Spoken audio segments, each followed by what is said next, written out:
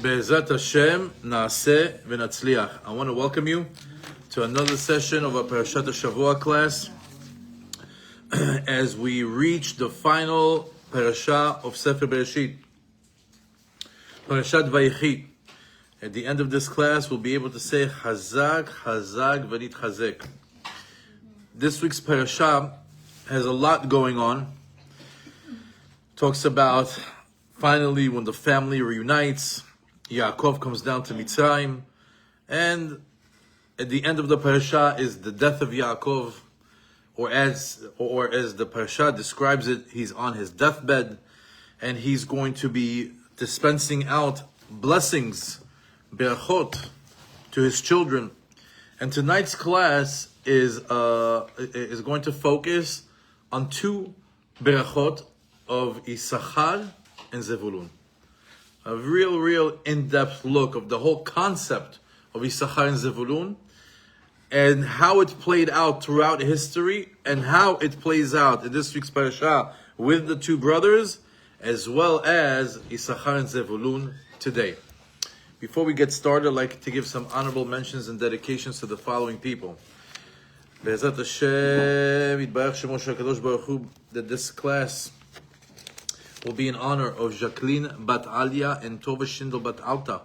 Also to the Ilu Nishmat of David ben Zohar, Eniv ben Rina, Michelle ben Zohar, Evi ben Vivi, Avraham Yoshua ben Sultana, Simon ben Ale, Meir ben Rebecca, Mazal Bat Luna, Sultana Bat Frecha, Shaul Yosef ben Garaz, Rachel Bat Alice, Shalom ben Zohara, Yaakov ben Sol, Yehuda ben Aharon, Brindle Bat Meir Dov, Krensha Bat Yehuda, Vechaim Yitzchak ben Sarah. Also, that this class should be to the Refuah Shelema of Amram ben Zohara, David ben Alia, Daniel bat Mazal, Keren Chava bat Dona, Gabriel ben Mashiach, Nir ben Yehudit, Heleni Orna bat Chenchana, Miriam bat Pesi Penina, Ruchel Lea bat Pearl, Chava Yael Shoshana bat Chana Fredo, Avraham Chaim Yaakov ben Lea, and Orna bat Bruria. And Sof Herayon and Eda Kala to Sarah Miriam Bat Heina Rivka, and Zivug Hagud Mishosh Nishmatam Teinbal Bat Jacqueline, Guy Ben Dina, Eli Ben Shula Tamar, Adina Bet Devorah Miro, Yehudit Bat Sarah, Sheina Henshi Bat Leah Gittel, Yosef Ben Sarah, Shaked Bat Revital, Shir Bat Revital. Also Bracha V'Atzlacha to Avraham Ben Daniel, Yosef Ben Daniel, Avraham Ben Varot Chai, Yehuda Lev Ben Tova Shindel, Guy Shelomo ben Shimon, Joseph Dornbush and family, Dov Shemuel and Pesi Penina and family, Shalom ben Chaya Carmela, Yael Teppenberg and family, Batya Miriam Batsara, Desiree and Avia, and also to Chana Hakim, a good friend of the class. Baruch Hashem, glad to have you here with us. And for the Ilu Nishmat of her father, tell me the name again. Ezra ben Gerez. Also, tonight we have additional dedications. First and foremost, a very big refuah shalema to Eliezer ben Keren Chava. May Hashem give him refuah shalema and Be'ezrat Hashem besorot tovot, and of course a good bracha v'atzlacha to our good friends Karen and David Barman, that not only learn with us, not only support and sponsor, but also are the ones that negotiated the use of the space for us. So a lot of hakarat tov I have for them. Also for our good friend all the way from Canada, Sharon Yechiel Frankel, who is dedicating and sponsoring tonight's class to the Ilui Nishmat of Eliyahu Shaul ben Clara Chaya, as well as thanking his wife for and a lot of blessings for his wife Joy Simcha Yafa Geula Batsara and Shlomo, as we are also dedicating it to her grandfather Ovadia Chalak. Also, we have a nice gentleman that sponsored but did not give us the details, or lady Cecibel Gilen. And of course, for all the people in attendance for making this effort all the way from very far away, whether it's Coral Gables, or whether it's Boca or West Palm Beach, a lot of people get into their cars and literally drive here to learn. Hashem pay you for your efforts 1,000-fold. Okay, let's get started. Bezat Hashem, that we learn L'Shem Shamayim V'Besimcha. I'll read a few pesukim to get us started. In the Parashat begins, Perek Mem Zayin, Pasuk Chavchet, begins with Vayechi Yaakov Be'eretz Mitzrayim 17 shana. Yaakov lived in Egypt for 17 years. V'yimei Yemei Yaakov V'yihi Yemei Yaakov Shenei Chayav 7 shanim v'arba'im u'me'at shana. And he lived to the ripe old age of 147. Veikevu Yemei Yisrael lamut, and the time came for Yaakov Avinu to die. Vaikra livno leYosef, he summons his son Yosef. Vayomer lo, and he tells him, Im namatzati chen be'enecha, if I find favor in your eye, simna yadecha tachat yirechi, put your hand beneath my thigh. Back in the days, that was the day of making a promise. Va'asita imadi chesed, and do an act of kindness with me. Ve'emet, and of truth. Al na tigbereni b'Mitzrayim. Don't bury me in Egypt. V'shachavti b'avotai. I want to lay with my forefathers, meaning with Avraham and Yitzchak in Ma'arat HaMachpelah, which is in Hebron. V'nasatani b'Mitzrayim. Carry my bones from Egypt, ukvartani b'kvurotam, and bury me in their burial place. Vayomer anochi aseh kidvarecha. Yosef answers to his father, I will do as you requested. Vayomer yishava'ali, swear to me. Yaakov tells him, vayishava'alo, and he swears to him. Vayishtachu Yisrael lerosh hamita, and he bowed down. And Yaakov Avinu prostrated himself towards the head of the bed. After these words that they exchanged, it was brought to Yosef's attention that his father is right now sick. Meaning not that he's getting old and he's going to die eventually, he's sick right now. And so Yosef immediately takes his 2 children. He takes his 2 sons, Menashe and Ephraim, and begins the big story of the blessings of the sons of Yosef, with the crossing of the arms, and later on, all the tribes come. And I'll just fast forward to that part, Perek Memtet, Pasuk Aleph, Vayikra Yaakov el banav. Yaakov calls his children. Vayomer, he tells them, He'asefu, v'agida lachem et asher etchem b'achrit hayamim. He tells them, assemble yourselves, and I will tell you what will happen in the end of days.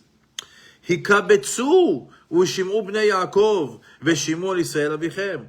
And he tells them, gather yourselves, and the sons of Jacob, and heed the words of Israel, your father. And then he begins to bless each one separately.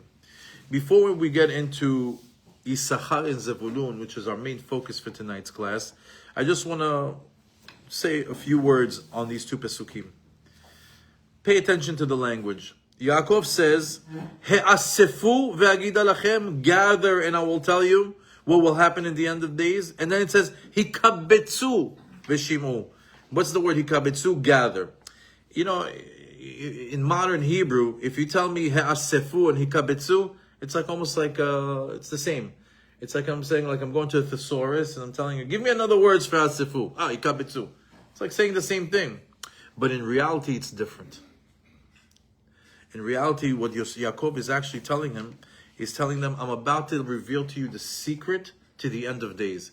Which, by the way, is today. We are living in the end of days. By all accounts, this is the end of days because of many things. 90% of the prophecies in the Nevi'im have come true. The whole idea of the world being around till 6,000 years, and 5,800 is the Kabbalat Shabbat, as it says it's considered. We're in 5,785, so we're almost at 15 years away from 5,800. Ikveta de Mashiach, if you want to know, the heels, the what do you call it? The birth pangs of the Messianic era.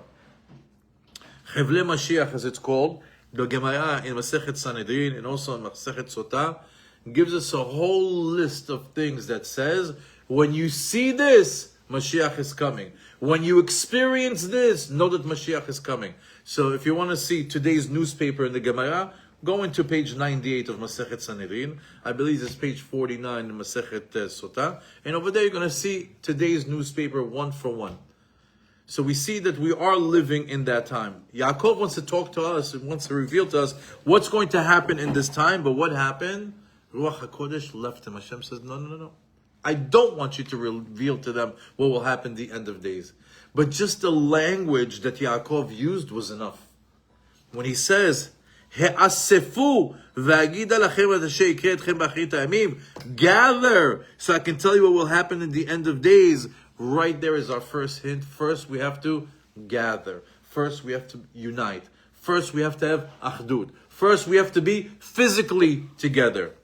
Hikabetsu b'shim'u b'nei Yaakov. He says, now that you're physically together, you're physically united, now it's time to you to spiritually be united by listening to the ways of Hashem. V'shim'u el Yisrael avichem, and listen to listen to your father Yisrael, and don't forget avichem. We know we have two fathers, Avinu Shebashamayim and our physical father, right? Everybody has their father, their biological father, but we all have our Avinu Shebashamayim. So in the end of days, Yaakov is telling us, unite physically, unite spiritually. That's what's going to give you the success at the end of days. As a matter of fact, I have a friend of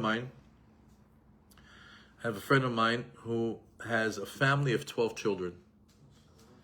And he shared the story with me. It's a famous story, but his mother, I believe, just took that story and actually lived it out in her own house. They literally had 12 children, just like the 12 tribes.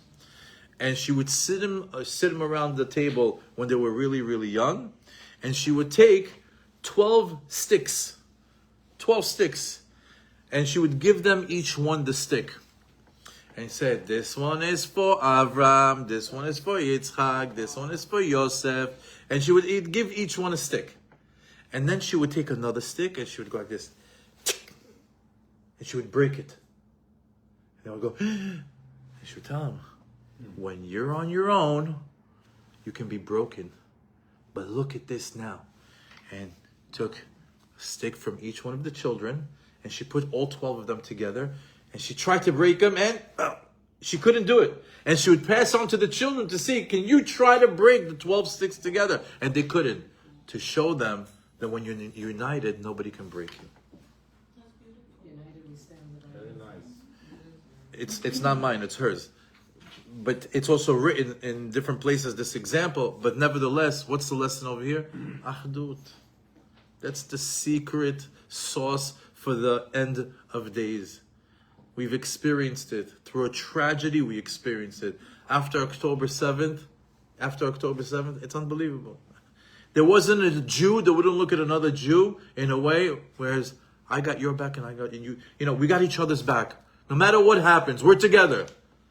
2 weeks later, 3 weeks later, we forget. Sometimes we have amnesia.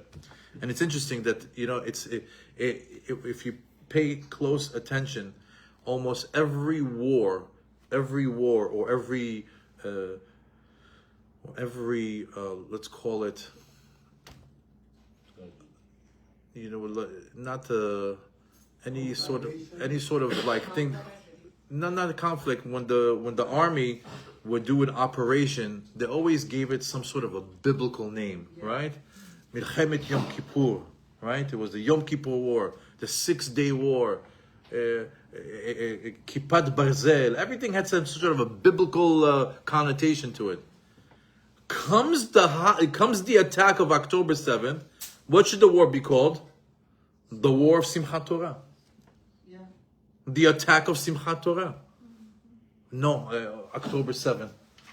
Meaning, we have a big disconnect with understanding that Hashem is talking to us about our physical unity, because we were definitely separated politically in Israel, and the spiritual unity. It was not it wasn't the attack of October 7th. It was the attack of Simchat Torah. They attacked the joy and happiness of our unity when we're in the ways of Hashem, and that is the whole essence of the end of days, attacking the Jews' connection to the Torah.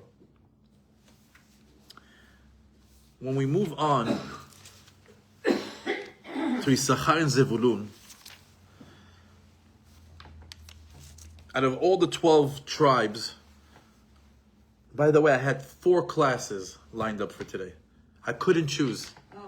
I could not choose. There's such good messages to be given over, but I decided that it's Yissachar and Zevulun. I literally lost a day of preparation trying to decide which class.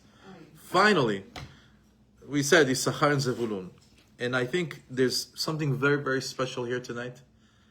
It's a new lens on how to see these two brothers and the concept of Yissachar and Zevulun. So let's start with the basics. Let's read the Pesukim. Zevulun, now this is the blessing of Yaakov to his son Zevulun. Zevulun lechof yami mishkon. Zevulun shall settle by the seashores. Vehu lechof oniot ve'achato al tzidon. He shall be the ship's harbor, and his last border will reach Zidon. Okay. Nice. It's interesting. It says ve'yarchato. What does yarchato sound like? Like a yachta. Ve'yarchato, his yacht. Right? Ve'yarchato al Tzidon. And his ships will be up until the border of a place called Tzidon. His brother, right after him, is Yissachar. Yissachar, we call it. Yissachar Hamor Garim. Yissachar is a strong-boned donkey. Rovetz ben mishpatayim. He rests between two boundaries. Veyare menucha kitov. When he saw tranquility and it was good. Ve'ta'aretz kinayema. And then he saw that the land, that it was pleasant. Vayet shichmo lisbol v'hi lemas oved. And he bent his shoulder to bear and to suffer, and he became the indentured laborer. Let's just say these were your blessings. Would you be excited? What is he saying over here? It's not like the blessing that Yehuda got, or the blessing that Yosef got, or some of the brothers got, or Dadan and Asher. Unbelievable blessings. To me, these blessings are very cryptic. On a pshat level, it's very hard to understand them. So, in order to understand on a pshat level, we go to Rashi. Let's start with Zevulun. It says,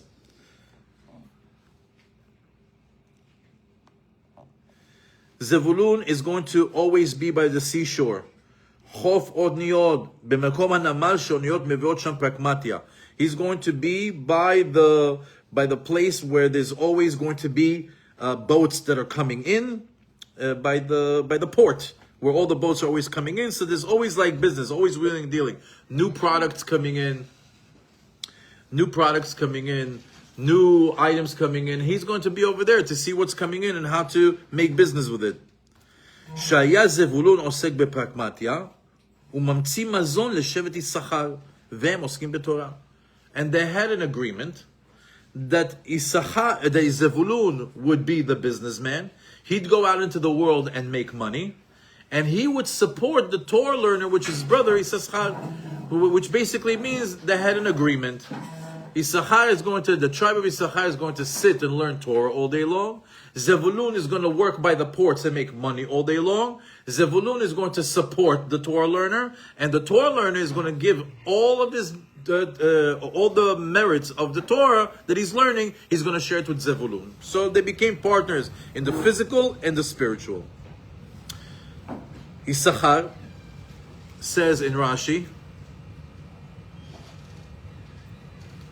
Sovel ol Torah kechamor.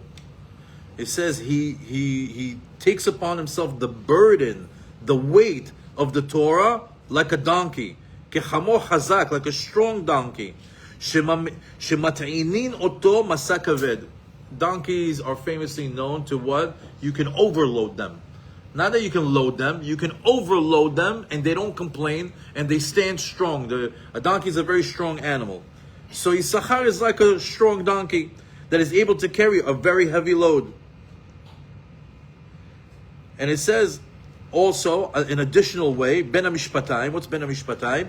Kechamor hame'alech bayom u'balayla ve'en lo nina babayit. And he's going to be like he's going to live a lifestyle like the donkey. That what? That just like a donkey walks in the day and in the night, and he has no place to sleep.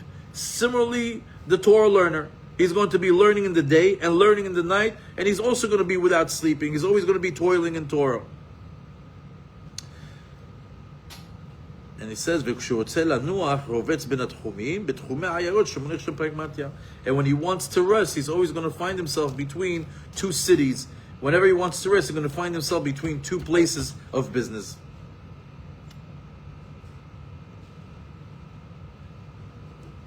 The second part of the blessing, Vayira menucha kitov. It says he saw a tranquil place, and he says, this is good. What did Yissachar see? He saw that the portion of his land is blessed, it's fruitful, it's good. It's not only is it fruitful, but it has the soil, the earth in that part of his land is so good and has so many nutrients that whatever you put in it will be pirot, will be fruitful, will give forth. So we have Zevulun, the businessman that works by the ports, by the seashores. You have Yissachar, who is the Torah learner, who is living a tranquil life, learning Torah, but taking the sevel, taking the load of the Torah upon himself. And he happens to be in a very fertile land where he is. So again, even on a pshat level, still more needs to be unpacked. When we go to Mefarshei Pshat, give this a little bit more insight, and then we'll start going into the Midrashim.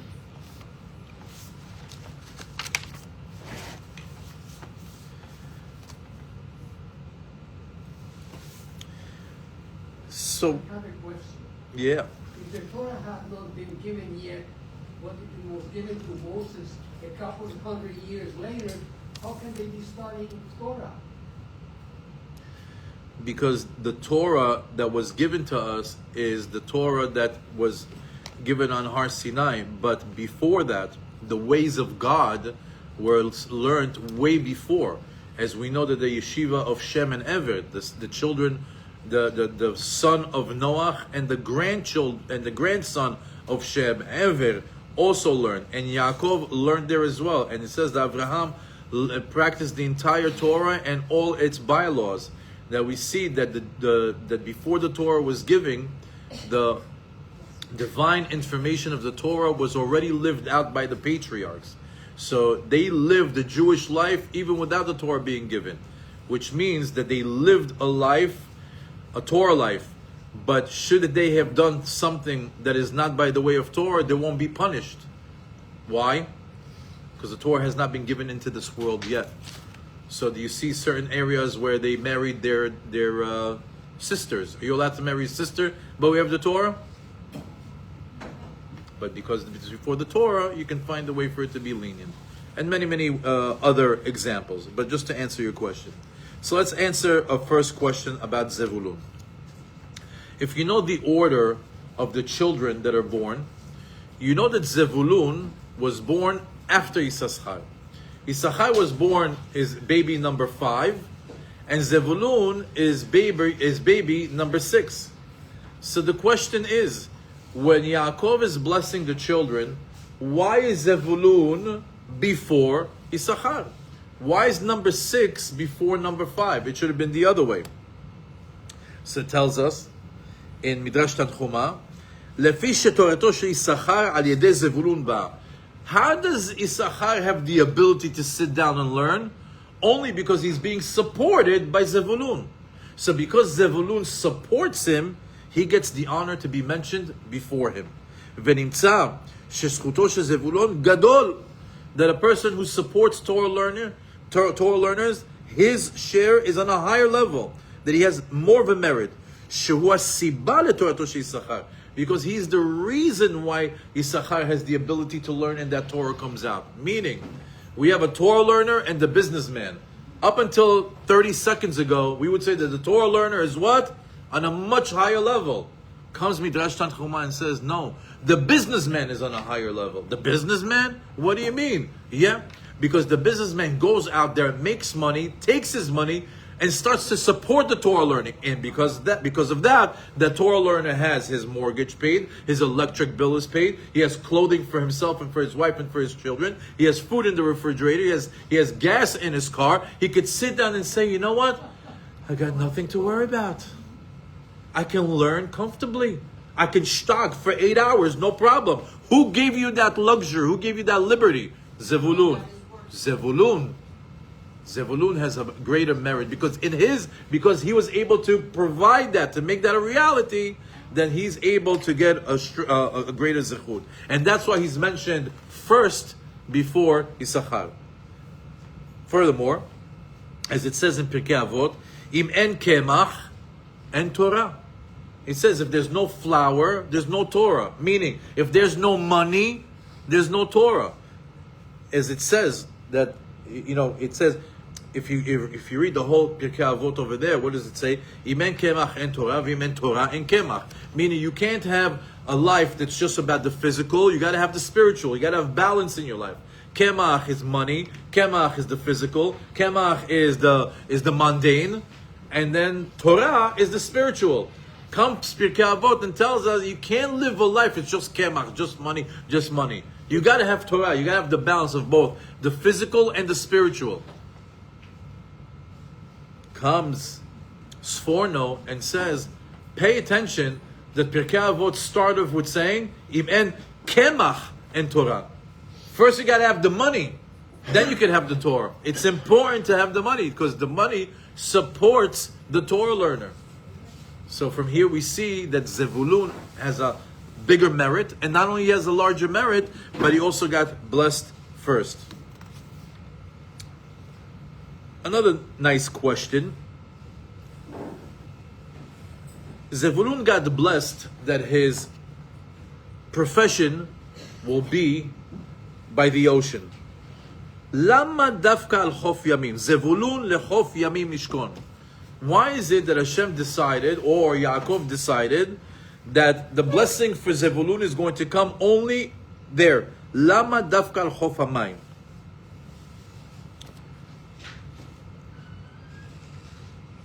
כדי שיהיה מצוי תדיר על חוף אוניות במקום הנמל, שאוניות מביאות שם פרקמטיה. Rashi gives us a real nice basic. Who's hosting our people? Who's helping out? Please, make them feel comfortable. Yeah. I nominate you, Rami. So Rashi gives us a nice, beautiful pshat explanation. The reason why he wants him to be at the port, at the seaport, because over there all the boats come in and they have all the products, and over there it's a good place to do business. Comes Sforno and gives us something incredible. Why specifically was he blessed that his profession would be by the water? Because actually the product, the things that he was wheeling and dealing with, his product was something that came from the ocean. That's why he had to be by the ocean. What is it? Zevulun opened up a business. What was he using? What was he selling? What was his product? Chilazon u'zchuchit levana.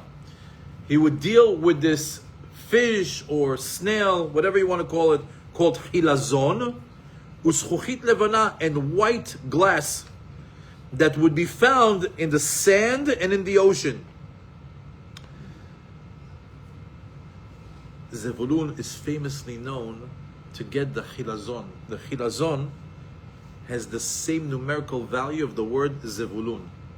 What is chilazon? Same numerical, same gematria of Zevulun. Meaning Zevulun, what does he deal with? Chilazon. Chilazon is the snail or the fish that you would take its blood and you would be able to paint the tzitziot that blue color.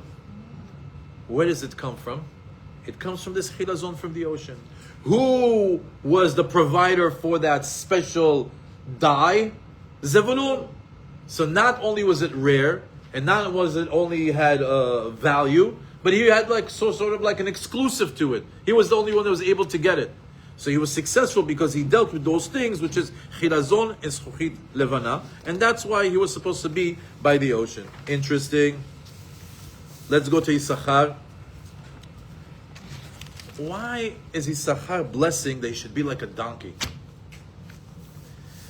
Sovel, so the Rashi tells us again the pshat. Sovel ol Torah kachamor hazak shemateni oto masa kaved, because he has the same attribute of like a donkey. Just like a donkey is strong, and the more you put on him, he's able to carry it, and he doesn't. When he's overloaded, he doesn't collapse like other animals.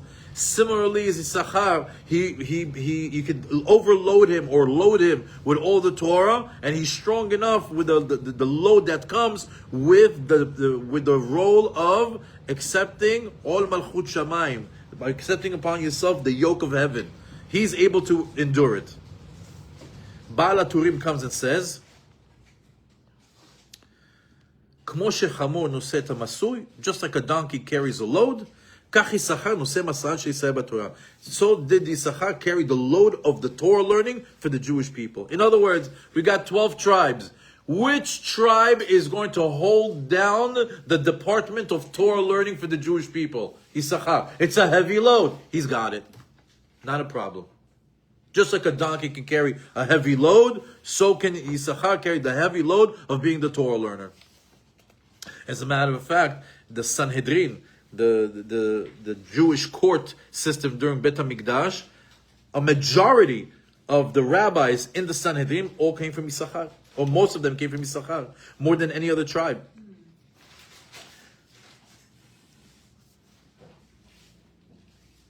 Can I add something, Rabbi Lankry? Yeah, sure. And as a teacher for many years, sometimes we would sit with meetings and they would say, "What's the chomer that you're giving to the students? What's the essence?" And chomer and chamor, it's the same letters. And they feel like it's a heavy load on them. Very good. I like that. Now if you work out well enough, you're proud of lifting the weights. Same Very with nice. your study. You Very study nice. enough, you're very proud. It's not heavy anymore. It's exactly that. I wanted, I know when I used to travel, every time we see a soldier, it's derech eretz. It's like, it's good manners that when you see a soldier, you say, "Thank you for your services." Thank you for, right? Thank you for your service. I want to say the same. Thank you for your service. Is that you're like mamash teaching children, and that you have Torah and you're teaching it. I look up to you. Thank you for your services. I thank my friends for telling me to come. Baruch Hashem. So now we're gonna skip it now. That's it. We passed the pshat. Okay. So there's a partnership. It's called Yissachar and Zevulun. Yaakov is the first one to institute it. He tells two of his children, he says, "Listen, number 5, Yissachar, is going to sit all day and learn. Number 6, Zevulun, you are going to go and work by the port, make a lot of money, and you're going to support him. Everything. Diapers, underwear, mortgage, food, gas, vacations, healthcare, whatever he needs, you're going to support him. Yissachar, you better do your learning and you do it good. And whatever sachar you get, all the reward that you get, your brother gets the exact same reward. Deal? Deal. That's half of your olam haba. Not a problem." Yissachar and Zevulun. What's interesting is that this partnership of Yissachar and Zevulun was supposed to be from the beginning of time. Not just from the children of Yaakov, Yissachar Zevulon, but rather this partnership, this is the first time that this partnership has been successful with Yissachar and Zevulon. It failed several times before. The first time that this partnership failed was with Adam HaRishon and the Nachash. Adam was supposed to be Yissachar, and the snake was supposed to be Zevulun. As it says that, I'll read it for you from in Masechet Sanhedrin. Zevulun was one of Jacob's sons. Yes. As it says in Masechet Sanhedrin, the Adam HaRishon was supposed to learn Torah all day long, and the snake was supposed to be his mefarnes. He was supposed to be the angel that was supposed to take care of him, the parnas. Masechet Sanhedrin on the 59th page on the second side says, Adam HaRishon mesev began Eden haya. The Adam HaRishon, he would be in Gan Eden, והיו מלאכי השרת צולין לו בשר ומסננין לו יין. And the angels would roast meat for him, and they would filter wine for him so he could have food and drink in Gan Eden. Meaning the angels were there to support Adam HaRishon, and Adam HaRishon was supposed to do what? Just live the way of God in this world. The devil that we know today has many names. Samech Mem, Yetzirah, Malach HaMavet. It's all the same guy.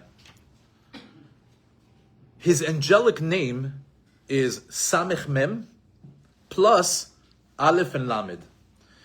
Every angel, or most angels, end up with the letter Aleph and Lamed. That's their life force. That's like the battery pack, right? The letters that come before it are its purpose. Like Rafa, El. Rafa, that's healing, right? Then you have Gavri El, right? Gavriel is for Gvura, has to do with fire, has to do with war. We have Michael, right? Michael, he's the one that Michael is the angel of Am Yisrael. Sarva Otorposa Yisrael. The Samech Mem, the devil, his angelic name is Samech Mem and Aleph Lamed. We were not allowed to say the angel's name, but I'll trick it in. Like I'll just to say we have, like in Hebrew we have Yad Yamin, and we also have Yad Small. That's his name. Just like we say the left hand, his small, Yad Small. That's his angelic name, Samech Mem, plus Aleph Lamed. Is it pronounced like that, or is it pronounced? No. Another trick, the Arabs say Samuel. Right. We call him Sammy and Lily. That's What does it stand for? so that's it's called Sama and Aleph and Lamed. So the reason why he has that name, the Midrash brings it, Ki mesameh et einehem shel haberiyot. He blinds the people to the truth, because a someh is a blind person. He is a sama. He's a sama and Aleph Lamed. He is the one that blinds the people to the truth. That's his essence. But that wasn't always his name. There's another angel, or another name of an angel, for the Parnasa, Amefarnes, the one that supports. For those of you that do Asher Shve Betecha, and you open up your hands like this, because you think this is $1 million, and this is $100,000, right? You think that like the size of opening up the hands decides how much money you're going to bring down. But in reality, if you go to Asher Shve Betecha, there's a line over there that says, in that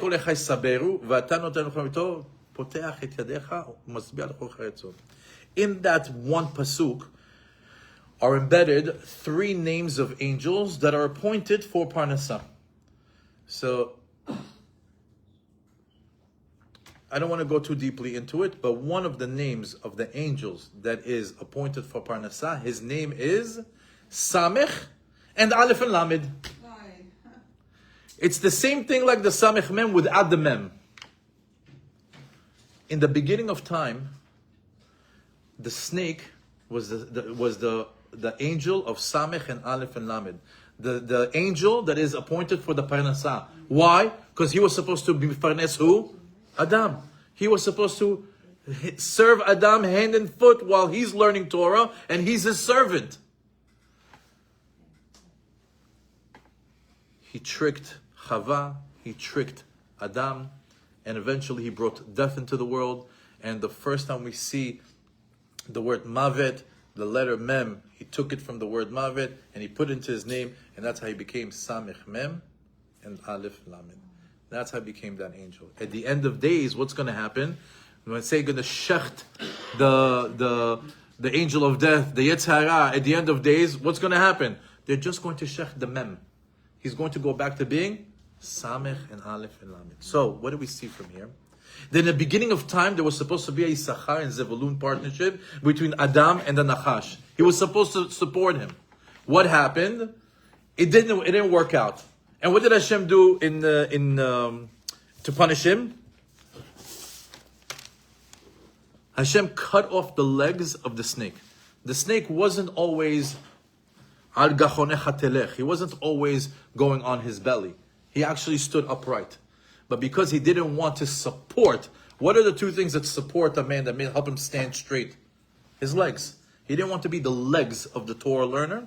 So what did he do? Hashem cut off those legs and says, you don't want to be the supporter? You don't have any supporting legs? Al gachonecha telech. First attempt at Yissachar and Zevulun failed. Second try was with Yaakov and Esav. Yaakov and Esav, we know that Yaakov is famously known to be what? Ish Tam Yoshev Alim. He's the Torah learner. He's the Avrech. He's the Yeshiva Bachar. Right? He is Yissachar. Esav, Ish Sadeh. He's a man of the field. What's the field? Outdoors. Go outside. Go make money. Go work. And his role was support your brother that's learning in the tent. This will give you a new light of why his mother did not want Esav to get that blessing. Esav never had an intention to support the Torah learner. He was going to take the bracha of Parnasah that Yitzchak was going to give him and take it straight to the hard rock. He was going to take the bracha of the Parnasah and take it straight to a casino, straight to gambling, straight to a nightclub, he would squander it away. He'd probably be broke in one night. So Rivka says, Ibni, you're my son, but you're not responsible enough. You're not responsible. Your other brother is responsible. If I give him 100, he'll turn it into 1,000. I'll give you 100, he'll come back. Ima, lend me 100, I lost money. So I can't give you, you can't get that bracha. You're not responsible enough for it. So what did she do? She created the whole thing of what? Yaakov, go get the bracha of Parnasah. But wait, Imam, Ish Tam Yoshev Alim. I'm the Torah learner. Now you want me to be the money earner too? Yes, both. Why? Because your brother does not want to be Zevulun. So you have to be Yissachar and Zevulun. Yaakov took both jobs. That's why it says, all Torah v'al Parnasah. That's why if you take a look, something that's very interesting, if we go to Perek Chav Zayin, Pasuk Chav Chet, it says over there, the bracha that was given to Yaakov, ויתן לך האלוקים מטל השמיים, שמני הארץ, ורוב דגן ותירוש, יעבדוך עמים, וישתחוו לך לאומים, הווה גביר לאחיך, וישתחוו לך בני אמך, עורריך ארור, וברכך ברוך. Wow, what a bracha. This is a bracha. This is a blessing. I'll read it in English. It says, and may God give you the dew of the heavens and the fatness of the earth and the abundant grain and wine. People will serve you and regimes will prostrate themselves to you. Be a lord to your kinsmen and your mother's son will prostrate themselves to you. Cursed be they who curse you and blessed be they who bless you. Wow. This is a bracha. And as soon as he got the blessing for the Parnasa, what's the next thing that he had to do? What he had to do? You have to run away to make his Parnasa. Get to work. Get to work. Go to Lavan. Go for 20 years and start in the day and the night, in the hot and the cold, chasing sheep around so they don't run away. And every time you come for a paycheck, you think you're going to get $1,500 for the week and gives you $1.50. Oh, I'm sorry. I'll tell my secretary to add a few zeros. I forgot. He cheated him 100 times. So we see that the Yissachar and Zevulun partnership failed again with Esav and Yaakov. And here, Yaakov had to take the all Torah and all Parnasah. He had to do both.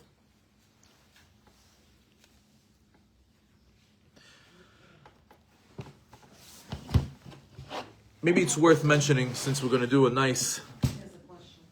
Yeah. I have a question. And I learn from this all the time, and it amazes me sometimes. When a teacher or a lecturer will say something that strikes all of a sudden a new question.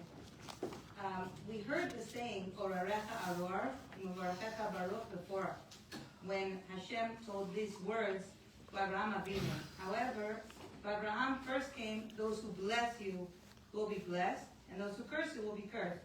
Whereas to Yaakov, who was ultimately the one who Bnei Israel were named after, it first says, who will curse you will be cursed, and then who will bless you will be blessed. Is that because once he was a Jew, there was more anti-Semitism, so there were more curses before blessings? With Abraham, he was more politically correct. Why was there a switch in the order? So first of all, it's a very strong question. I like that question. Secondly, I don't have an answer. Thirdly, I think you gave a good answer. Maybe that after there was a Yaakov, which means that there is a Bnei Israel, there's 12 tribes, and we're on the way to being Jewish, right away there's that anti-Semitism that rises in the world, as we can see right away. Next week's Parashat is the birth of anti-Semitism, and when the Jews were in Mitzrayim. By the way, do not miss next week's class. Do not miss. Just letting you know, do not miss. All right, let's continue. Ibre Noam tells us, just in case you thought that the whole story with Esav and Yaakov is done, where they failed with their Yissachar and Zevulun partnership, that Esav has forsaken it and he does not want it, and that's it. It was a failure. He says there was a tikkun for it in their Gilgul, the Gilgul of Yaakov and the Gilgul of Esav. They were able to rectify what they failed on the Yissachar and Zevulun connection. In Masechet Avodah Zarah, on the 11th page, on the first side, it says, when Rivka said, when Shem, the son of Noach, told Rivka, "Shne goyim bebitnech," there are two nations in your womb. It says over there, "Al tikre goyim," don't say nations, goyim, ela geim.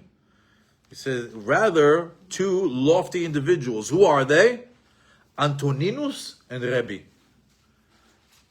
Antoninus and Rebbe are Yaakov and Esav.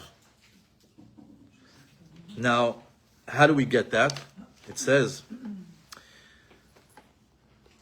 Yaakov was the Torah giant.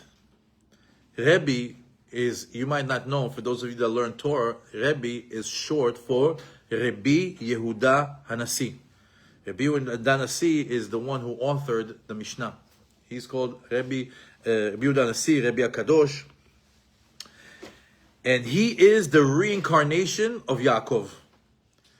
Antoninus, who was the king of Romi, he is the reincarnation of Esav. Rebbe and Antoninus had a very, very special relationship. Very, very special relationship. And they had a tremendous amount of love between them. As a matter of fact, Antoninus, the king of Romi, is the reason why we have the entire Mishnah and the Gemara. You believe me? Good. I'm glad you never heard that before. Look what it says. Rebbe was called Rabbi Yehuda Nasi. Why? Nasi is an acronym, Rashi Tevot, Nishmato Shel Yaakov Avinu. That's who Rabbi Yehuda Nasi. Rebbe, he had the neshama of Yaakov within him. Furthermore, the neshama of Esav is Antoninus Melech Romi. And we know that in Masechet Avodah Zarah, on the 10th page on the second side, it describes over there how Antoninus, the king of Romi, would come to a rabbi called Rabbi Yehuda Nasi, and he would Vaya Antoninus Meshamesh et Rebbe. He would serve him. He would act. A king would act like a servant to a rabbi. The emperor. Yes. Ma'achil oto, mashke oto. He would feed him. He would give him drink. And when Rebbe would want to go to bed, he would tell him, please step on my back so you can reach your mattress. Not only that, when Rebbe would tell him, what are you doing? You're a king. Get off your feet. This is a lack of respect for you. He says, are you kidding me? This is how I'm earning my olam haba. Meaning, Esav and Yaakov had a tikkun. As a matter of fact, I'll share with you another story. He actually had a tunnel from his castle all the way to the house of Rebbe. And every single night he would take 2 servants. The 2 servants would escort him to the tunnel. One, he'd tell him, stay here and make sure that nobody comes in. The other one would escort him all the way to the tunnel. When he would get to Rebbe's house, he would shecht him, he would kill him, he would drop dead. He would go, he would learn the entire night till the wee hours of the morning. And by the way, every time he would come to him with 2 sacks of wheat filled with gold. They were thinking that they were carrying wheat, but inside of it were coins and coins of gold. And he would bring it to him and they would learn all night. They would learn Torah all night. And then when the morning came, so nobody would see him, he would go back in that tunnel. And the guy that was waiting for him over there, he'd check him as well. So nobody would know that he was learning Torah with Rebbe. He killed him. He killed him. That's interesting because from his, we have tunnels in Gaza now, right? It's not nothing new. Nothing new. There's nothing new under the sun. So we see that Yaakov and Esav failed in the Yissachar Zevulon partnership, but later on, with Rebbe and Antoninus, they made a tikkun. Interesting about Esav's angel. Remember the fight that Esav's angel fought with Yaakov a few weeks ago? What's the name of that angel? The devil himself. Samech Mem and Aleph Lamed. There he is again.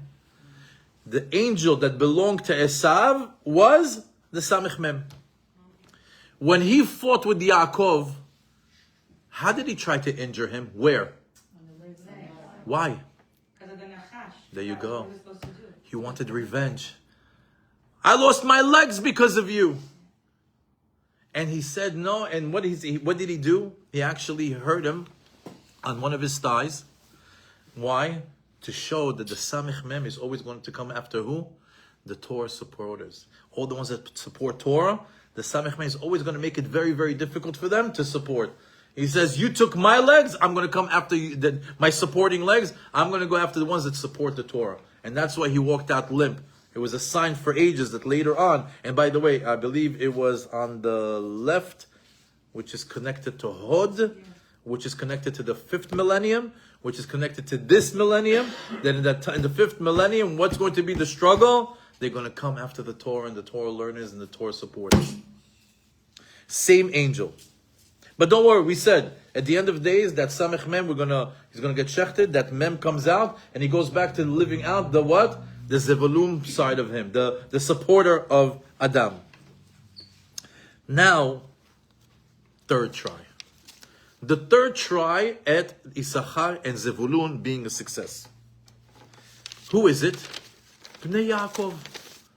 He has 12 children, and he says, now that I have 12 holy children, Yissachar is going to be the Torah learner, and Zevulun is going to be the Torah supporter.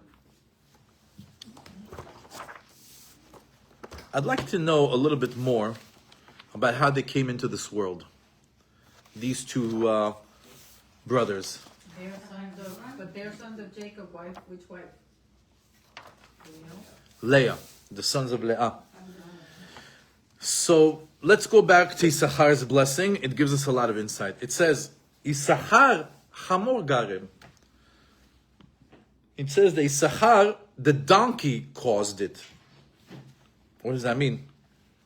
So look what it says over here. This is from Da'at Skenim on Apirush on Masechet Nida. Chamor garam lo Yissachar sheyivaled. You know what caused Yissachar, the Torah learner, to come into this world? A donkey. Ki ksheba Yaakov min hasadeh v'sham'a Leah et chamoro no'er. Yaakov was coming back from the field. He's on a donkey, and his donkey is braying, right? And she hears the donkey braying. יצאה לקראתו שיבוא, she came out and said, Yaakov, Yaakov, come to me. Come be with me. And on that night, באותו לילה, נתעברה מיששכר. And that's the night that she got pregnant with Yissachar. So, how did the Yissachar come into this world? Yissachar, chamor garem. It's the donkey that caused it. Now, if you liked that, do I have a midrash for you? Midrash Agada, one of my favorite midrashim of all time. Of all time. I don't know who's going to enjoy it more.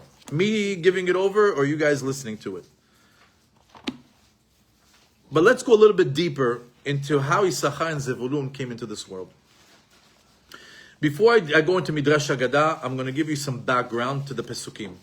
Perek Lamed, Pasuk Yud Dalet. It starts there. Vayelech Reuven beimei ketzir chitim v'imtza dudaim basadeh. It was during the time of the wheat harvest, and Reuven was in the field, and he saw dudaim in the field. Now, what are dudaim? I'll just stop right here. So, no, not dodim. Dudaim, huh? They say dandelions. No. Dudaim are the mandrake plant. The mandrake plant is a plant that if you take a look at it, it has the shape of a body, the shape of a person. When you pull it out of the ground, it's got 2 hands and 2 arms and a body. Chazal tell us that these dudaim were also called Anshe Sadeh. What's Anshe Sadeh? The people of the field. Now, in order to understand what is going on over here, we have to give a couple of introductions. So, story time.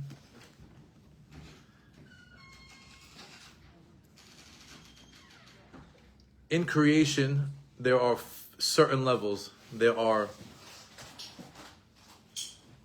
domem, tzomeach, chai, medaber.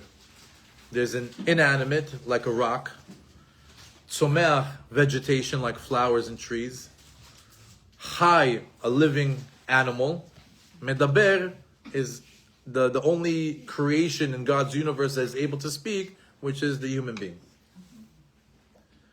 In between those 4 states, there's hybrids.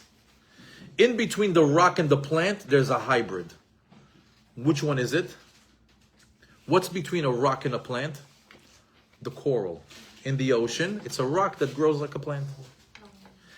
In between Chai and Medaber, in between vegetation and animal, in between Chai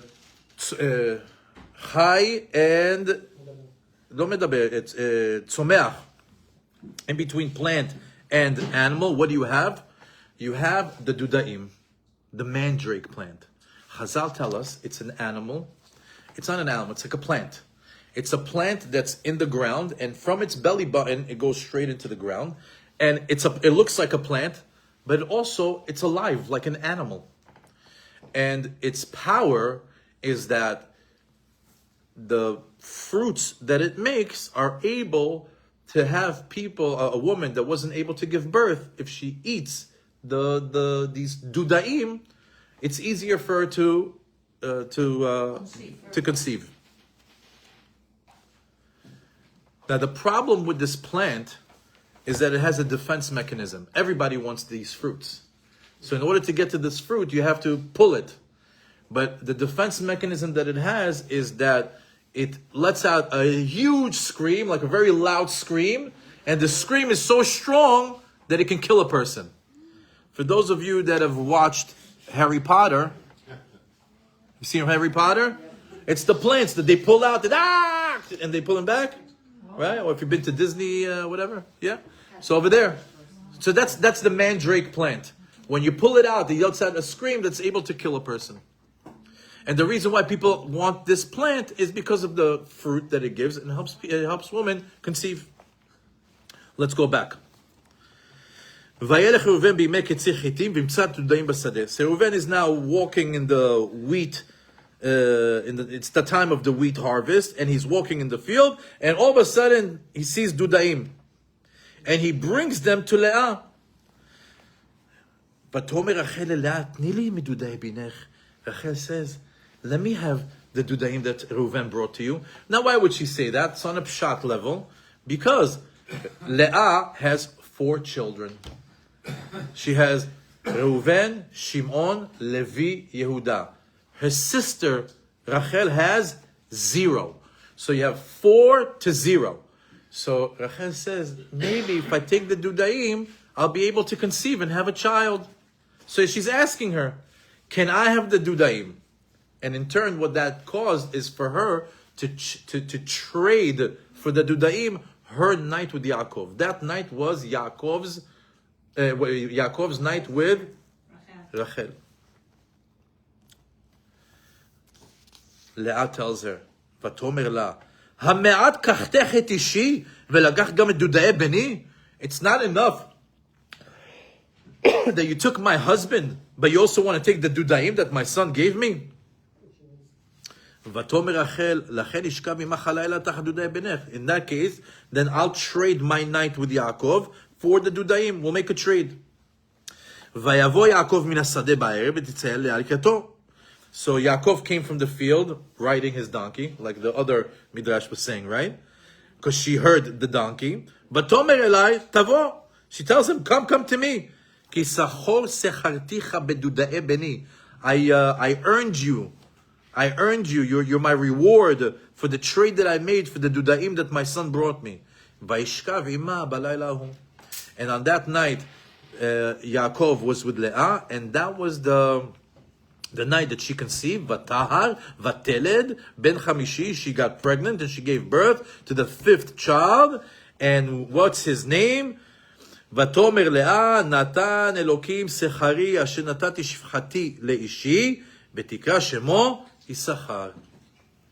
She says, Hashem saw my pain, saw my struggle, that I had to give my maid, Zilpa, to my husband, and that really pained me. And now that I'm able to be with my husband again, and I got another child, I'm going to call this child Yissachar. ותקרא שמו Yissachar, that Hashem gave me a reward for what I did with Zilpa. I'll just say the next pasuk also. V'teled ben shishi leYaakov, and then the 6th child was Zevulun, and she says, "V'tomer leah zebadan Elohim oti ze v'tov apam izbenei ishi kirati lo shishabdu v'kirati shemo Zevulun." He says, now that God endowed me with such an endowment that I have so many children, and I have a permanent home with Him. Listen, I got 6 kids. Who's going to push me out? Who? The maid that's got 2, or the other Zilpa that has 2, or Bilha that has 2, or my sister that has 0? I'm the woman of the house. I'm the one that got 6. Zebadani. I have like a Hazaka over here. That's the background to the story. Comes Midrash Haggadah and says, Yissachar Chamor Garem. He says Yissachar, the donkey caused Yissachar to come into this world. He says, Al tikri Garem Ela Gorem. Shalach Reuven basade umatza dudaim. He says Reuven walked into the field and he saw the dudaim plant. He saw the mandrake plant. Velo haya yodea mahem, but he didn't know that there were dudaim. He didn't know. He never saw it before. So what did he do? He's in the field. Halach v'asach hamor b'dudaim v'halach lo. He took the donkey that he was riding on. I guess back in the days there was no Lexuses and Mercedes. Everybody had a donkey. So he took his donkey and he tied it to the dudaim plant, and he went about his way for whatever he needed to do. He tied up his donkey to the mandrake plant. Masa hamor ratza livroach. The donkey wanted to run away, and when the donkey wanted to run away, ne'akaru adudaim. So when the donkey started to uproot the plant, they let out a big scream. The big scream made the donkeys drop dead. And now, when he comes, he says, they yelled out a big scream, and the donkey died. And he says, and that's the way of the dudaim, that they yell when they're in danger. Reuven now comes, what does he see? Dead donkey and dudaim. Here's the root of the dudaim. Huh? Here's a picture of the root of the dudaim. They sell them now. Very good. So if we want. שבא ראובן אצל חמורו והוא מת. When Reuven came and saw his dead donkey, he understood שהיו הדודאים. He says he understands, I heard about a plant that can do this. I guess what this is the דודאים. ולקחם ונתם לאמו. He took them and he gave birth to his mother Leah. And because he gave her the dudaim, what did she do? She traded the dudaim with Rachel. And that night, Leah conceived Yissachar. It says, and that donkey that died is actually the real cause of Yissachar coming to this world. So when we say, Yissachar chamor garem, Yissachar, the donkey caused it. Oh my God. How do we know? How did the Yissachar come into this world? Because of the donkey that was tied to the dudaim that he pulled and came. This is the backstory to the backstory of the whole story with Rachel and Leah. Now, there's a few more layers over here. It's interesting that Yissachar, he wouldn't come into this world if it wasn't for that dead donkey. And now that explains the pasuk, Yissachar chamor garem. Yissachar, it's the donkey that caused him to come into this world. Ah, beautiful. But there's a problem here.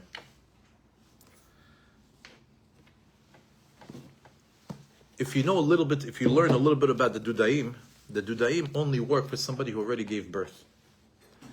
And they have some sort of a blockage, and the dudaim help them with that blockage. But someone who's barren, dudaim don't work. Rachel is barren. She doesn't need the dudaim. It was all a ploy. She knew the dudaim cannot help her. Rachel is a prophetess. She knows that only prayers, only Hashem can help. So why did she do it?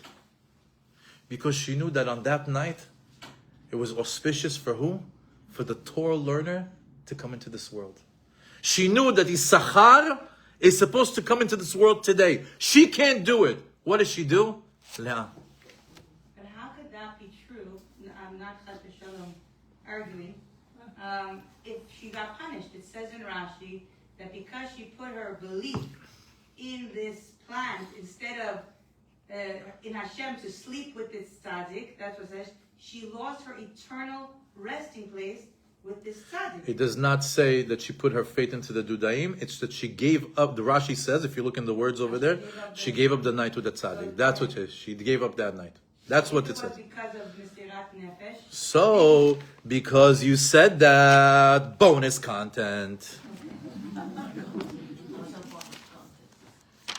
Because you said that. And also, like Rachel, she was so emotional. That's why she was able to worry about her sister.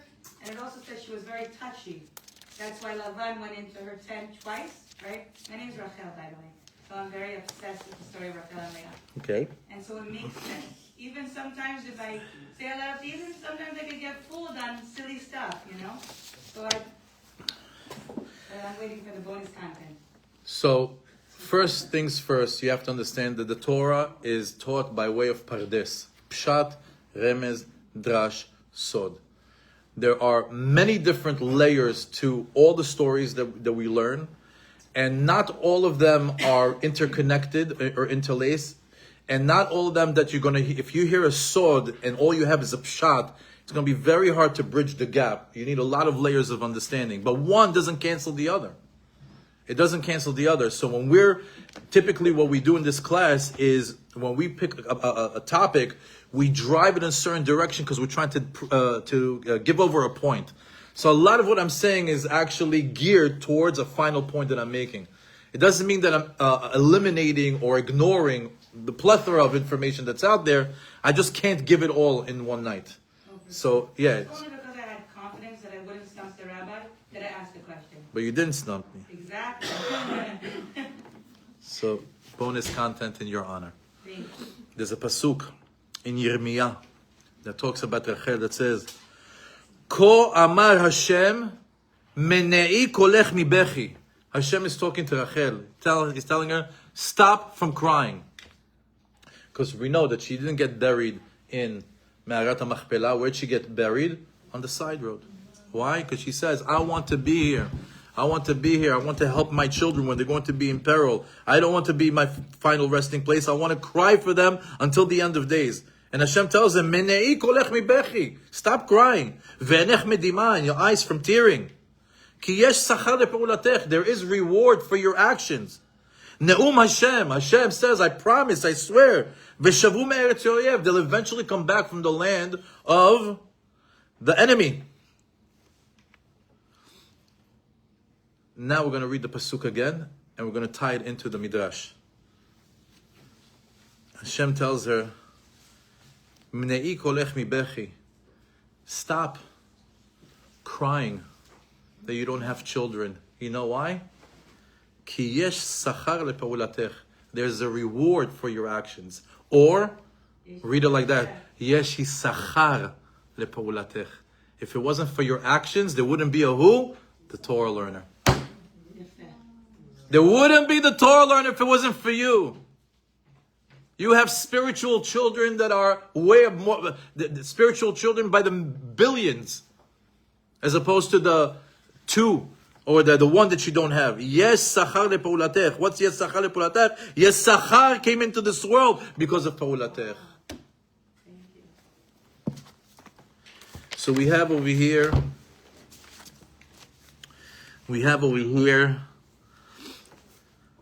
the birth of Yissachar and Zevulun.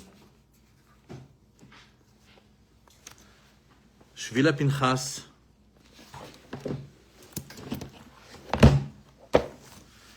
chimes in on this and gives something beautiful as well.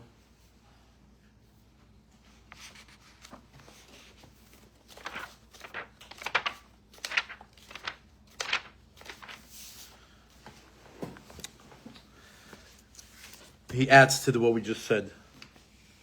He says, Bashem Yissachar Ramuz Yesh Sachar. He says, in the name Yissachar, because it's interesting, the Sephardics say Yissachar. The Ashkenazis sometimes say Yissachar. Right? Whatever, any way to call it, tomato, right? But Yissachar, if you cut it down the middle, creates two words. Yesh Sachar. There is reward.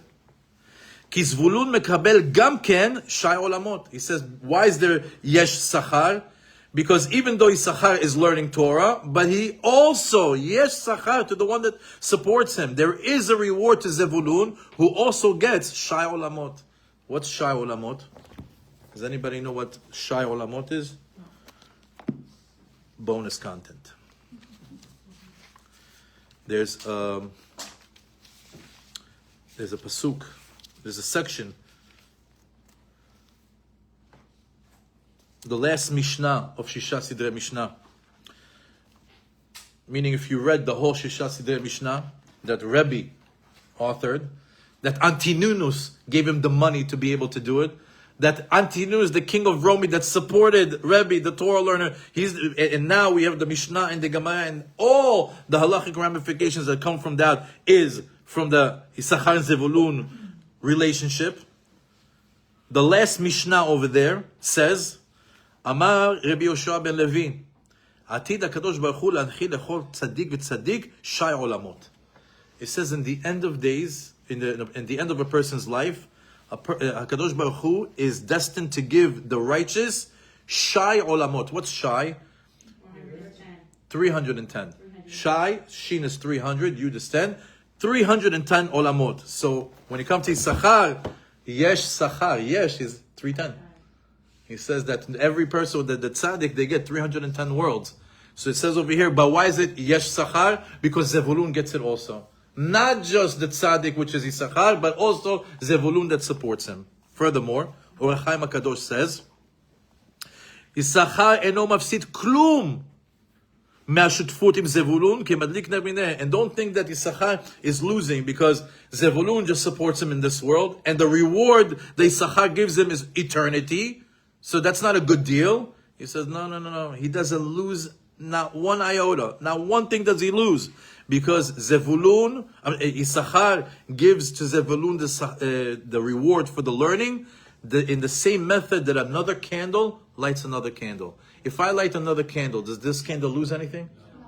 This exactly is the Yissachar and Zevulun relationship.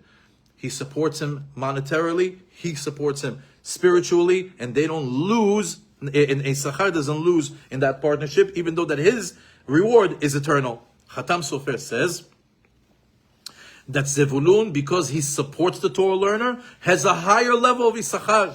And he precedes Yissachar in the blessings, like we said before.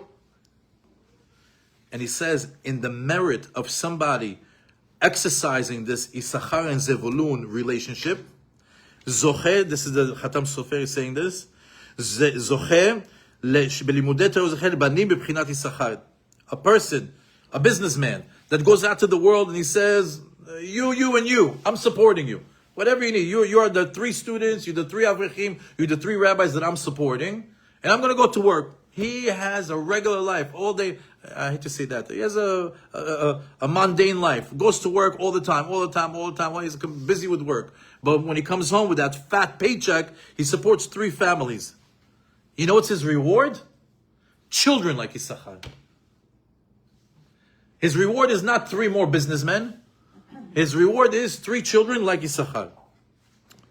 Also, anybody who gets into this type of agreement, Zocheh le'shmira ma'yetzer hara gam be'asakav. He merits their protection from the evil inclination, not just by himself personally, but from his businesses as well. That his businesses have a special protection when he's in a Yissachar Zevulun partnership. Furthermore, muftach lo shelo yitztarech litgalgel shenit. It's anybody who has a Yissachar and Zevulun agreement, he's guaranteed not to come back in a reincarnation. Job done here.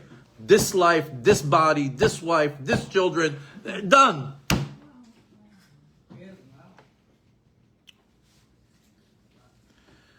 And he says, and Midrash Pliyah says, Zevulun mekabetz nitzotzei kedusha, v'Yissachar ma'aleh otam.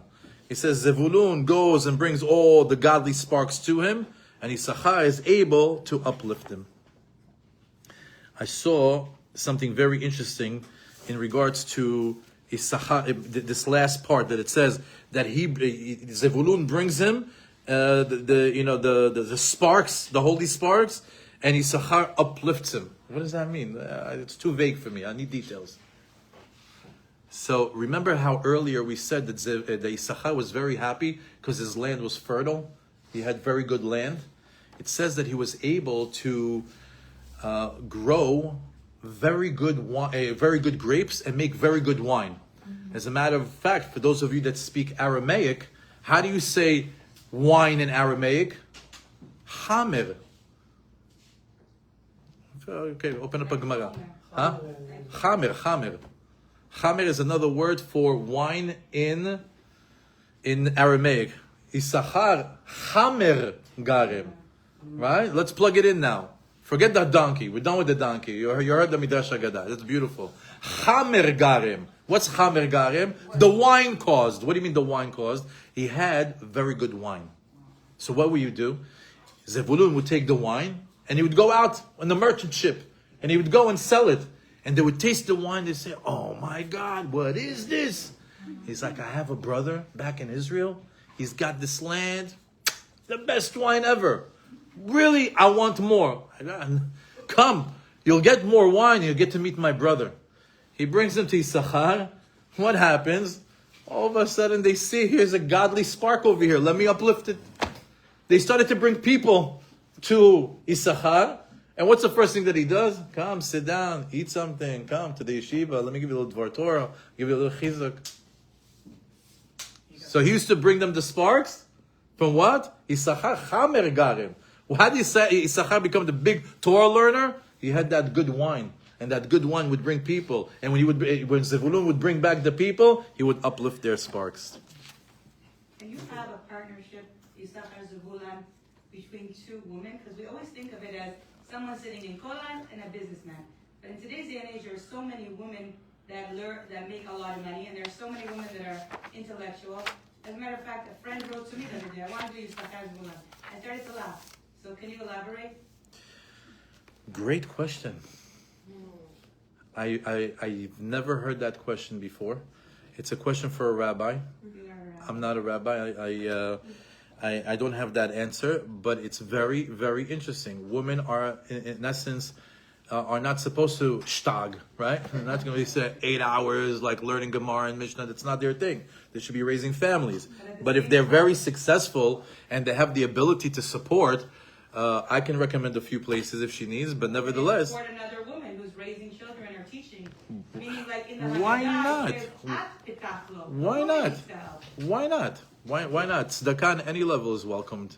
Why not? know, I mean, it doesn't have to be. But it's a Yissachar. business partnership is very different than tzedakah. I don't know about. I don't They have the a answer. business partnership of Yissachar Zevulon. Very good question. I mean, apparently Rachel had this partnership with Leah in a certain way. That bringing. Anyway, I recorded it for this girl that asked. I don't have an answer. Sorry to. Okay, let's continue. It's really hot here. Who's got the code? Keep to the code. Keys to the code. Okay, a few more questions and we're going to wrap it up. All right. So, we asked that question before. We'll ask that question again. Why did Zevulun specifically had to be by water for his livelihood? Why of all the trades that Zevulun had to be a merchant, he had to be by the sea? Why not a tanner? Why not a carpenter? Why not a shoemaker? Why of all the jobs that he needed to be was specifically by the ocean? So I saw something here brought by Shvilat Pinchas that's also very interesting. He says, "Kedei shilmad ma'adagim," so you could be around the fish and learn from the fish. She'echolim lichyot rak b'mayim. Fish can only fish can only live in the water. Kach en Yisrael chayim bli Torah shemshala mayim. Similarly, the Jews cannot live without Torah, which is nimshala lemayim, meaning just like a fish can't live out of water, similarly the Jew can't live without Torah. So when you're out there in the ocean, let that water that's in front of you all day long remind you of the Torah that your brother is learning, and that's what you support, because we can't live without it. Furthermore, he says the reason why he was also by the ocean, in order to not only to learn from the fish, but to learn from the waves. That waves have a certain limit. They can't go more than what HaKadosh Baruch Hu gave him an ability to go. Just like a wave has a certain limit, it comes to the seashore and it crashes. Hashem tells it up until here, because we know that the whole story of the upper waters and the lower waters, Maim Elyonim, Maim Tachtonim, that we know that the Maim Tachtonim, the lower waters, in the time of creation, Hashem is separated between the lower waters and the upper waters. So when they all say, is there water in space? Is there water in a different planet? The answer is yes, there's water in space. I could solve the whole $1 trillion budget that NASA has with one midrash. There's water in outer space. It's Maim Tachtonim and Maim Elyonim. The Maim Tachtonim are bitter. Why? Why do they get to be next to you, Hashem? We want to be. So what does the waters do? They always want to go up, back to Hashem. Hashem says, no, you got to stay here. But I want to go up to you. No, you have to stay here. So sometimes they get so angry. They say, why? Because of these guys. And they want to maybe kill human beings. And they say, no. That's your limit. We're going to go back. But I want to kill them so this world can finish and we can be close to you. No, you got to go back. So they can't go up. They have to come down. And they have to stop by the seashore. So what is this coming to teach us? Why is Zevulun has to be by the water to learn from the fish and also to learn from the waves? Just like the wave has a limit that it can't go too high, can't go too forward, similarly is a person when it comes to his finances. Mi tishre, at tishre, chutz mi tishre. HaKadosh Baruch Hu decides how much a person is going to make on Rosh Hashanah. And you can't make more and you can't make less. That's the number but you can't make less. But you can't make more. Why? Because that's the number that's been decided for you. So let's just say a person says, but if I work 4 more hours a day, then I won't be a millionaire, I'll be a billionaire. Hashem says, listen, there's a limit. Just like the waves can go past their limits. Similarly, your parnasa, it gets to a limit, that's where it is. Learn that from the ocean. Another reason of why his job is specifically in the ocean, to learn from the fish, to learn from the waves, and to learn that there's always danger of drowning. And we know the word for drowning is tovea, litvoa.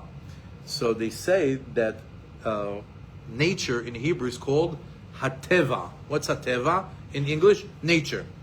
But in nature, in the mundane, a person can drown, right? When a person goes after their physical desires, after all their physical pleasures, a person can drown in the physicality of this world.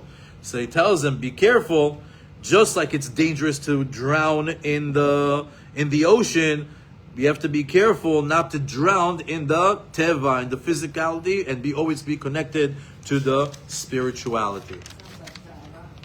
Yeah, tava, physical desires. But Tava is with a top. Right, So it sounds the same, but it sounds really different. It's with also an aleph. Aleph is Next question is, this is for the Gemara learners in the room. So we said why ocean. I wanted to ask the same question, then why donkey? That's still very strange to me that, that of all the animals, I mean, we got a lot of explanations tonight, but I want to ask the question again. Why is it that Yissachar, the Torah learner, is linked to the donkey? So, very interesting. We've learned about Yissachar Hamor Garem, the whole midrash with Leah that heard the braying of Yaakov's donkey, and that's why she went out and she was able to be with him that night. Then we heard the other midrash of the Dudaim and how Reuven's donkey took it out, so on and so forth. But it says in Masechet Eruvin, on the 100th page on the second side, something very interesting about animals. It says, Amar Rabbi Yochanan, Ilmale lo nitna Torah, haynu lemidin tzniut mechatul. It says, if the Torah wasn't given to us, we'd have to learn modesty from a cat. Vegezel minemala, and thievery from an ant. Va'arayot miyona, and improper relationships from a pigeon. Rashi explains, what do you mean? The Torah tells us about how to live, da'arayot, what are the improper relationships to be away from. The Torah teaches us about tzniut. The Torah teaches us about not to steal, bad gezel. So Rabbi Yochanan from the Gemara says, yes, but if we didn't have the Torah, we'd look at the animals and they teach us that it's wrong. Rashi explains, tzniut mechatul, modesty from a cat, that a cat does not relieve itself in front of a human being, and when it does relieve itself, it covers its excrement. And we would learn not to steal from an ant. As it says in Mishle, that they worked the entire summer to amass food, and not one ant steals from another ant, not a crumb or a little seed from its friend. So we see that the ants are honest; they don't steal from each other. Va'arayot miyona, and illicit relationships or improper relationships from the pigeon. She'eno niskak ela lebat zuko, that the pigeons, the reason why they're called lovebirds is because they choose one and they stay together forever. That a pigeon, once it chooses its mate, it's its mate for life. It says, נמצא כי כל בעל חי שברא הקדוש ברוך הוא בעולם לא בראו אלא לכבודו. It says, there's a pasuk, there's a Mishnah in Avot that says, כל מה שברא הקדוש ברוך הוא לא בראו אלא לכבודו. Everything that Hashem created in this world, He created it only for His honor. What do you mean for His honor? In other words, Hashem created all these animals in order for us to understand God through His creations. In order to understand God through His creations. To learn the ways of God the ways of Hashem through the animals. When you see an animal, an ant, not stealing from it, oh, ant, wow, God's creation, doesn't steal. I shouldn't steal. Oh, look, a cat is modest. Oh, I should be modest. Oh, look, the pigeon doesn't cheat. Oh, okay, I shouldn't cheat. Meaning all the animals are there to teach us the way of God. And I don't want to commit to it. But there's a good chance we're going to do a Perek Shira series. Very, very good chance. Very, very good chance. Chamor the only animal that you have to do keeping on that? So, Rachel, I don't have all your answers, I just don't have it. So many questions, you opened my brain. But I'm willing to answer them after the class, because you're throwing me for a loop over here. Because there are good questions that you know what it is. I want to not go into my files and give you a good answer. It's it's food for thought for me. But I'm in. You opened a whole bunch of questions. Yeah, but when I'm in the middle of something, it's difficult for me to do that. But after the end of the class, I'll answer all your questions if I can. Be'ezrat Hashem bli neder. So let's get back. As it says in Pirkei Avot, the famous Mishnah that we say every single day, Yehuda ben Tema omer, Heve az kanamer, v'kal kaneshe, v'ratz ketzvi, v'gibor ka'ari, la'asot etzon avicha shem hashamayim. There's another Mishnah that says that you should be brazen like a leopard, you should be light like an eagle, you should be swift like a deer, you should be strong like a lion, in order to do the will of God, which means that we can learn from the animals the service of Hashem. Great. Why donkey? I want to know why donkey. So it says, Yissachar hamor garem. We gave the basic answer that the donkey is strong, and you could overload it, and it doesn't fall down, it doesn't collapse. And not only that, the donkey works in the day and the night, 24 hours, and he doesn't have a special place where he sleeps. He sleeps anywhere. He says, and that is the same thing with Yissachar, the Torah learner. He's on in the day, on in the night. Sleep is not something that he's chasing. Just like the Hamor has those characteristics, those attributes as an animal, similarly Yissachar has that in his service of Hashem. Furthermore, in Masechet Brachot, on the third page, on the first side, it gives us a real insight. It says, Rabbi Eliezer Omer, Shalosh mishparot have balayla. Rabbi Eliezer says there's three different parts to the night, three different shifts, and on every single shift, HaKadosh Baruch Hu sho'ek ka'ari. HaKadosh Baruch Hu sits, and when the shifts change, he roars like a lion. V'siman hadavar b'shmet rishona. It says, and the first sign to the first shift, Hamor Noer. He says, so how do you know when's that time when God roars like a lion? Oh, I'll tell you. There's three things that happen throughout the night. And if you hear this, that's the first time. And if you hear that, it's the second time. And if you hear this, it's the third time. Oh, okay. So when's the first time in the night that Hashem roars like a lion? Hamor Noer. When you hear the donkey braying at night. That's the first shift. Klavim tzoakim, dogs barking, that's the second shift. Tinok yonek mishedei imo v'isha mesaperet im ba'ala. He says when the baby wakes up in the middle of the night to get nursed by the mother, and the mother starts to have small talk with her husband, that's the third time that God roars like a lion. So we see that the first shift of the night is when the donkey brays, is the first shift. Okay. So what does that have to do with us? Rambam brings in Ilchot Talmud Torah, Af al pi shemitzvah lilmod bayom uvalayla, even though that we're obligated to learn both day and night, en adam lomed rov chochmato ela balayla. A person's true wisdom is gained with nighttime learning. לפיכך, מי שרצה לזכות בכתר התורה, ייזהר בכל לילותיו. He says anybody who wants to earn the crown of the Torah should be very careful to study all of his nights and not to lose any of his nights with sleep or eating or drinking or nonsensical talk. Rather, learn Torah and words of wisdom.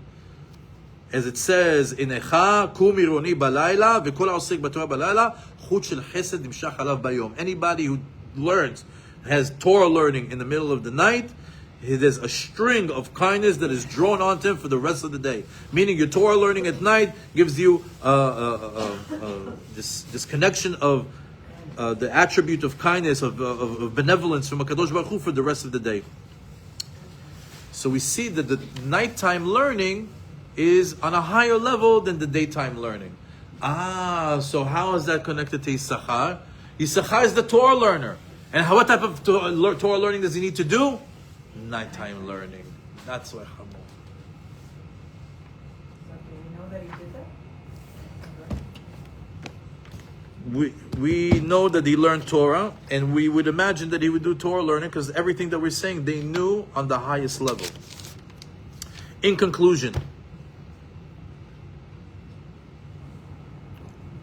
we learned about Yissachar and Zevulun, the concept that failed with Adam and Nachash. And we said that at the end of days, that will be rectified.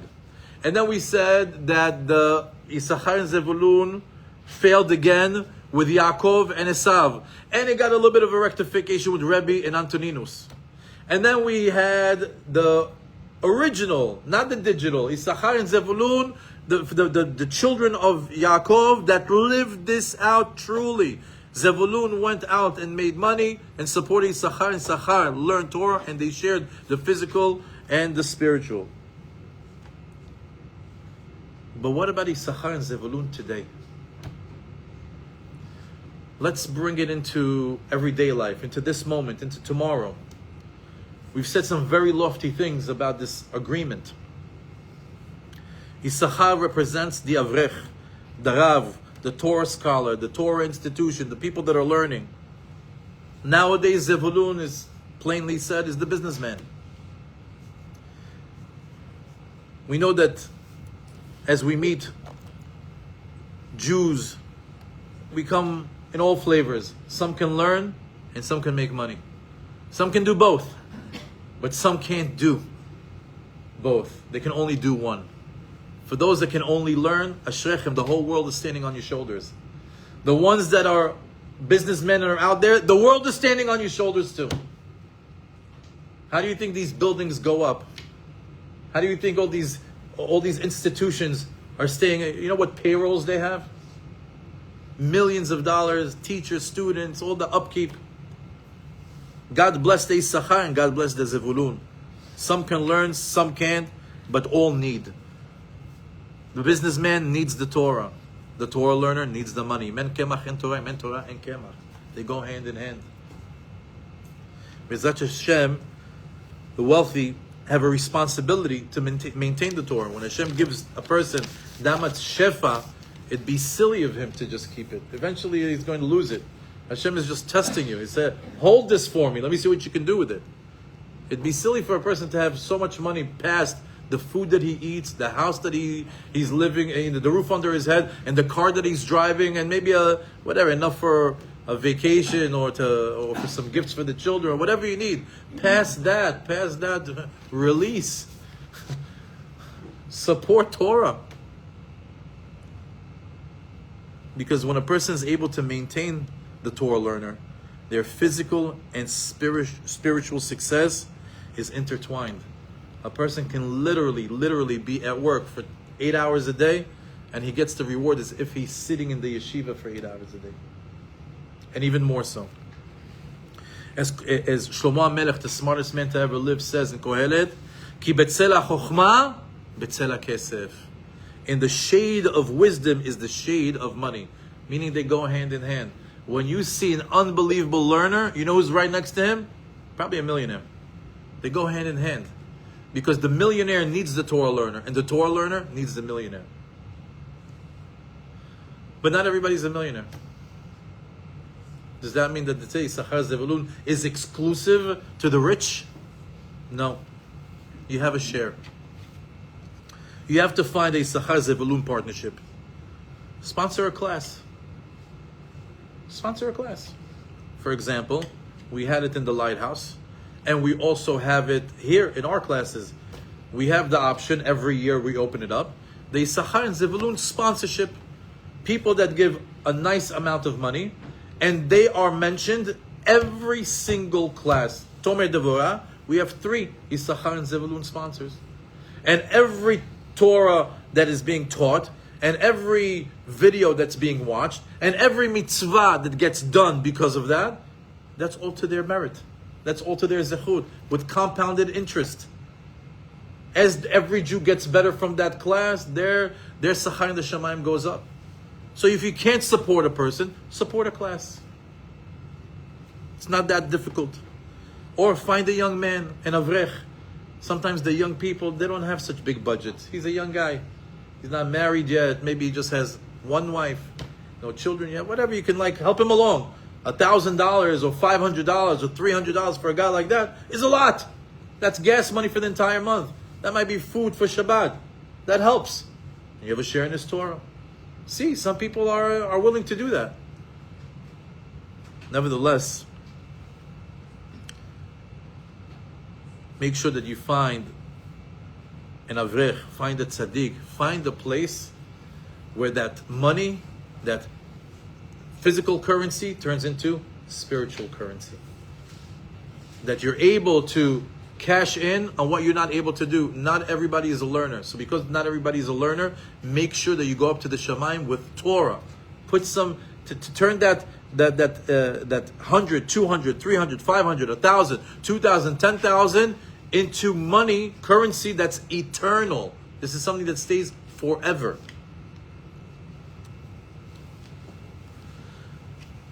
I didn't expect to do this. This is also bonus content, but I'm going to conclude with this. I want to share with you a personal story. A few years ago, I got a phone call from an individual that says, "You changed my life." I go to him, "Really? Tell me more." He says, "I stumbled upon one of your classes online. And I found your classes on SoundCloud. And I pressed play from the first one to the last one. 256 classes in a row." This was a few years ago. And he says, "Now I want you to know, ever since I heard your classes, I stopped eating non-kosher. I started to keep Shabbat. I got rid of my Goyish girlfriend. And I want to let you know that I'm on my way back, and it's thanks to you. I want you to know that I was giving classes at the Lighthouse for 5 years to maybe 1 or 2 people in the room for years. No, I couldn't compete with Gedalia Fenster in the room next door. I just couldn't. He was just too good. He is too good. I'm his student too. And it was very humbling to get this phone call. Hashem gave me this chizuk, this message that you were able to change one person. And it says, Chazal tell us, Kol hamatzil nefesh achad b'Yisrael, if he's able to save one soul in the Jewish nation, it's as if he saved the entire world. The reason why I'm telling you this is because I began a journey close to 10 years ago, and I can't believe that I'm here.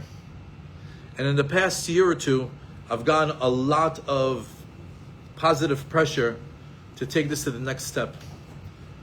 To take this message, to take this enthusiasm, to take this fervor for the Torah above and beyond Aventura and Hollywood. To spread the word online with a website and with a marketing plan of shorts and reels and internet presence. And I want you to know, it's the farthest thing for me. It's not my thing. But I've gotten so much pressure that people are now inviting me to New York and to Canada and to Colorado in order to inspire. And the reason why I'm sharing this with you is because the only reason why I do it is because maybe I'll get one more. So if you like what you see here and you want to be a part of it, please, let's become Yissachar and Zevulon. In the next week or two, there's going to be a small little video. I really don't want to put it out to the public. I just want to put it to friends and family that know rich people that have friends and family. And just really bother just maybe a handful of people. Our budget is very small. Our budget is very small. We're only trying to come up with $15,000 out of 50. Because it's website, 501c, marketing and publishing 5 different books, which is very exciting. But if you guys want to have a part of it, I will share the video and the link, and we'll open up a way to have a legitimate way of getting credit for the Torah that is being learned, and we'll divide it into certain classes or certain days or months or years or whatever it is. But if you want to have Yissachar and Zevulon, and if you want to bring one more Jew back, I'm on that journey. Join me. Shashem Vayechi Sharone Lankry. Looking forward to seeing you guys on Wednesday.